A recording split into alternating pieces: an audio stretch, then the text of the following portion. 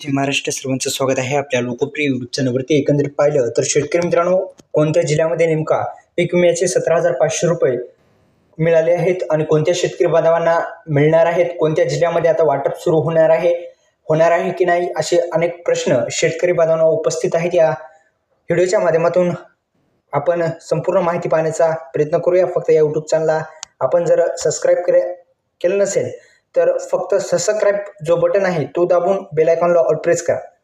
पीक विम्याच्या माध्यमातून शेतकरी बांधवांना आपल्या सर्वांना माहिती आहे, अतिवृष्टी नुकसान भरपाईचं जेव्हा पॅकेज जाहीर झालं त्यामध्ये 17,500 रुपये हे येणार होते असं राज्य सरकारच्या माध्यमातून म्हणण्यात आलेलं होतं. आणि पीक विम्याचे 17,500 रुपये फक्त आता याच शेतकरी बांधवांना मिळणार आहेत. नेमकं यादीमध्ये नाव सुद्धा तुम्ही कशा पद्धतीने अधिकृत पोर्टल म्हणजे वेबसाईट देण्यात आली आहे त्याला तुम्ही भेट देऊन तुमचे किती पीक विमा येणार या संदर्भात तुम्ही स्टेटस सुद्धा चेक करू शकता. आणि त्या संदर्भात पीक विम्याच्या संदर्भात बोलायचं झाल्यास 17,500 रुपये जो ज्या शेतकरी बांधवांना कोणत्या शेतकरी बांधवांना मिळणार तर लक्षात घ्या, ज्या शेतकरी बांधवांनी पीक विमा भरला होता त्यांनाच हा जी रक्कम आहे ती मिळण्याची शक्यता आता वर्तवली जात आहे. साधारण पाहिजे तर सर्वच जिल्ह्यामध्ये अतिवृष्टी झाली होती, त्यामुळे सर्वच जिल्ह्यामध्ये ही रक्कम मिळण्याची शक्यता आता वर्तवली जात आहे. पीक विम्याच्या माध्यमातून ही जी रक्कम आहे ती शेतकरी बांधवांच्या खात्यावरती येऊ शकते अशी शक्यता वर्तवली जात आहे.